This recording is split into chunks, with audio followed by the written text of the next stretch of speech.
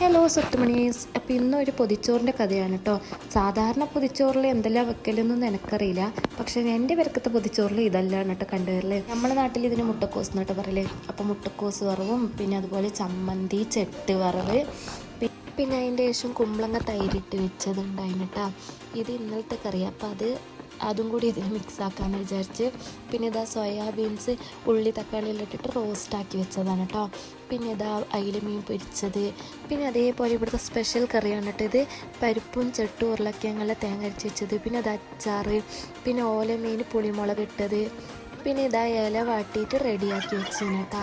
പിന്നെ അതേപോലെ തന്നെ മുട്ട എടുത്തിട്ട് ഓംപ്ലേറ്റ് അടിച്ച് വെച്ചിട്ടുണ്ട്. അപ്പോൾ എല്ലാം റെഡിയായിന്. ഇപ്പോൾ ഇലയിലേക്ക് ഇടാൻ പോകുന്നു.